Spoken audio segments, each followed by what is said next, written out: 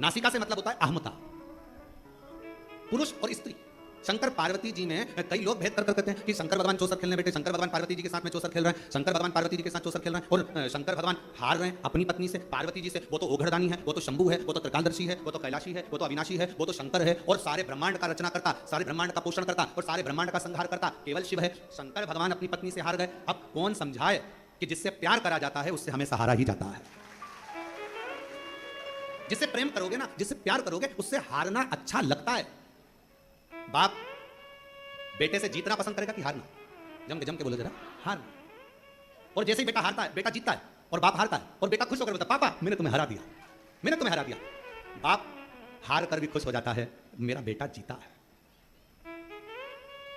और शिव महापुराण की यह कथा आप सबसे निवेदन है, जितने आस्था चैनल पर सुन रहे हैं, जितने फेसबुक यूट्यूब पर सुन रहे हैं, आप सबसे कहूं आज की ये थोड़ी सी कथा अपनी जिंदगी में उतारना। शंकर जी जैसा गुण लेकर आना। जब घर में पति पत्नी का अगर झगड़ा हो जाए, शंकर जी ने अपनी पार्वती को जिता दिया था, तुम भी अपनी पत्नी को जिता। दिगंबरा दिगंबरा पादवल्लभ दिगंबरा। मेरा वस्त्र मैंने पार्वती जी को दे दिया। मांग लेते आप पिताजी, मांग लेते।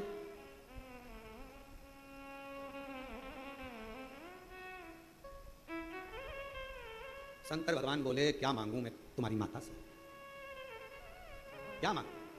दूल्हा सज धज कर जब लड़की वाले के दरवाजे पर जाता है, लड़की वाला दरवाजे पर दूल्हे को सोने की चैन पिनाता है। बोलो बोलो, सही है कि गलत है? अगर दरवाजे पर नहीं पिनाता तो फल्लान में पिनाता, फल्लान में नहीं पिनाता तो सगाई में पिनाता, सगाई में नहीं पिनाता तो कुंवर कलेबे में पिनाता। पर सोने की चैन, एक ससुराल से गले में जमाई के चैन आती है और जमाई खुद बेचैन हो जाता है। एक चैन इतनी भारी पड़ जाती है।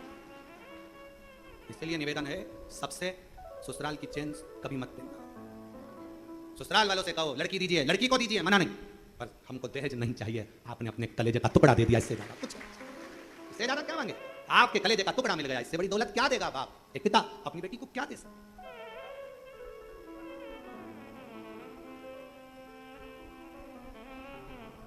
और वो चैन कभी कभी बड़ी दिक्कत दे जाती है। जब जब घर में झगड़ा होता है तो पत्नी चिल्लाकर अभी तो मेरे बाप के घर की चैन, अभी से कहो लड़की दीजिए, लड़की को दीजिए, मना नहीं, पर हमको दहेज नहीं चाहिए। आपने अपने कलेजे का टुकड़ा दे दिया, इससे ज्यादा कुछ नहीं।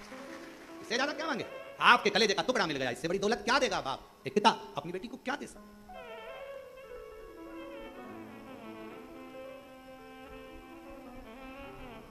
और वो चैन कभी कभी बड़ी दिक्कत दे जाती है। जब जब घर में झगड़ा होता है तो पत्नी चिल्लाकर अभी तो मेरे बाप के घर की चैन, अभी जरा सोचे, वो तो मैंने रख दी अलमारी में से, लाऊं देऊं।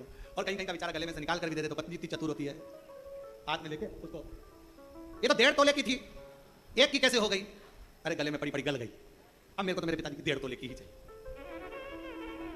हालांकि पत्नी लेती नहीं, परंतु अपनी भाषा में, प्रेम की भाषा ऐसी ही होती है। हम तो हमेशा अपनी कथा में कहते हैं पति पत्नी का झगड़ा थोड़ा थोड़ा होते रहना चाहिए, दिल का मेल साफ होता रहता है। अगर एक बार झगड़ा होता है तो फिर अदालत में बात पहुंच जाती है। इसलिए थोड़ा थोड़ा झगड़ते रहो तो उसके अंदर जो भरा होगा बाहर निकल जाएगा, उसके अंदर कुछ होगा तो वो निकाल कर बाहर कर देगा, दोनों का मेल साफ होता चले जाएगा, दोनों आनंद में रहते चले जाएंगे। और अगर पति पत्नी का झगड़ा नहीं होता तो दोनों में एक बार जो झगड़ा होता है तो फिर अदालत तक बात जाती है। इसलिए थोड़ा थोड़ा स्लो थोड़ा चले, ज्यादा नहीं। और झगड़े के बाद प्रेम भी तो उतना होना चाहिए, स्नेह भी तो उतना होना चाहिए। कार्तिक बाबा बोले भगवान शंकर जी से मांग लेते,